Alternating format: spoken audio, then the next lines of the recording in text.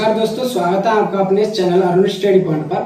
दोस्तों, हमारा चैनल है अरुण स्टडी पॉइंट। इस चैनल के माध्यम से हम आप लोगों को राजस्थान जीके से संबंधित क्लासेस प्रोवाइड कराने का हमारे द्वारा प्रयास किया जा रहा है, जिसके चलते हमने साथियों अपना जो राजस्थान इतिहास है उससे संबंधित हमने चर्चा की।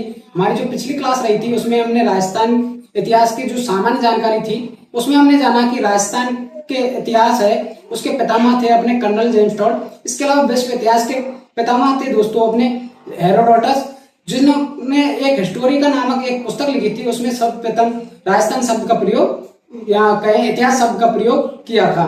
आज की जो क्लास होने वाली है, इस क्लास में हम जो चर्चा करेंगे वो करेंगे अपना जो पहला टॉपिक है दोस्तों, राजस्थान का एकीकरण। राजस्थान के एकीकरण की बात करें तो दोस्तों राजस्थान का एकीकरण होता है अपना 7 चरणों में, जिसमें हम बात करें इनमें जो टोटल समय लगता है वो दोस्तों समय लगता है 8 वर्ष 7 माह 14 दिन। इसको भी आप अच्छे से ध्यान में रखिएगा क्योंकि ये भी एग्जाम में प्रश्न पूछ लिया जाता है। अब आगे चर्चा करें दोस्तों, हम जो राजस्थान की सामान्य जानकारी में हमने चर्चा की कि जो राजस्थान का क्रमबद्ध अध्ययन करने का श्रेय जाता था वो जाता था अपना मोनोनेंसी को।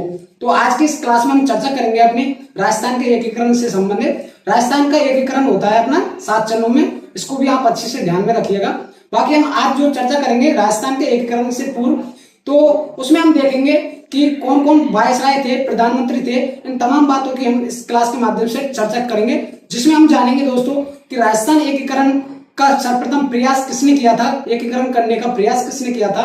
इसके अलावा किसने सर्वाधिक एकीकरण करने में भूमिका निभाई थी, जिसमें हम बात करेंगे अपने सरदार वल्लभ भाई पटेल जी की।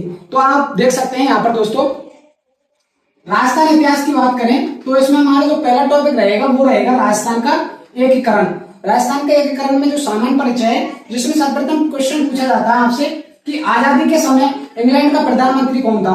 तो आजादी के समय की बात करें तो इंग्लैंड का प्रधानमंत्री थे क्लीमेंट एटली। क्लीमेंट एटली, इसको भी आप अच्छे से ध्यान रखिएगा क्योंकि ये भी एग्जाम में प्रश्न पूछ लिया गया है।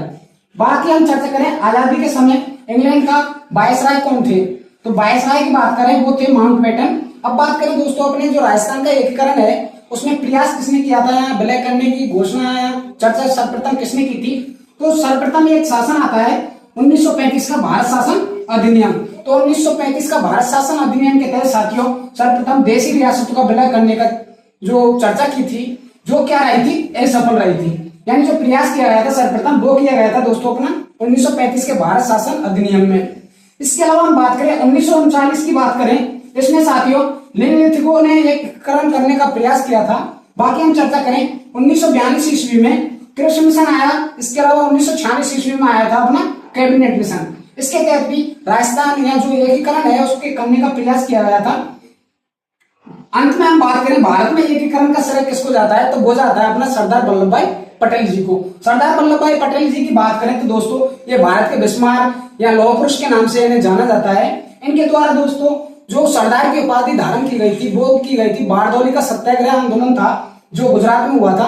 उसमें साथी क्या हुआ था, इनकी सर्वाधिक जो एकता स्थापित की थी उन्होंने बारडोली गुजरात में। वहां पर इनसे महिलाएं जागरूक हुई तो महिलाओं ने इनको सरदार की उपाधि प्रदान की थी। इसके अलावा इनका एक स्टैचू बना हुआ है, मूर्ति बनी हुई है, स्टैचू ऑफ यूनिटी के नाम से जिसे हम जानते हैं, वो बनी हुई है अपनी केवड़िया गुजरात में। और बात करें साथियों इसी के चलते हम एकता दिवस भी मनाते हैं अपने 31 अक्टूबर को।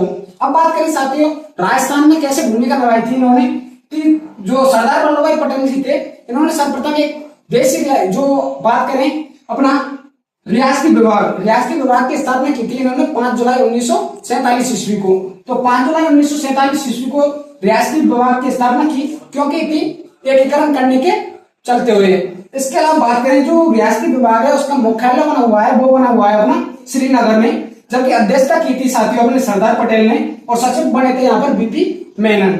आगे बात करें जो रियासती विभाग की जो बैठक का आयोजन होता है वो होता है अपना कहां पर, दिल्ली में। तो ये तमाम बातें थी अपनी राजस्थान का जो एकीकरण था उससे पूर्व जानने से पहले। आगे जो हम क्लास लेंगे उसमें हम पढ़ेंगे राजस्थान के एकीकरण के जो 7 चरण हैं उनको हम क्रम बाय क्रम अध्ययन करने वाले हैं। तो आपसे उम्मीद करते हैं हमारे जो पढ़ाने का तरीका है वो आपको पसंद आया होगा। इसी तरह हम आपसे मिलते रहेंगे। तब तक के लिए साथियों आप हमारे इस चैनल से जुड़े रहिएगा और जो भी विद्यार्थी हमारे चैनल को सब्सक्राइब नहीं कर पाया वो आप हमारे चैनल को सब्सक्राइब कर लें और बेल आइकन को प्रेस कर लें ताकि कोई भी वीडियो हमारे द्वारा दी जाए आप लोगों के लिए तो उसका नोटिफिकेशन आपको समय पर पहुंच जाए। तो मिलते हैं अपनी नेक्स्ट वीडियो में, तब तक के लिए साथियों जय हिंद जय भारत।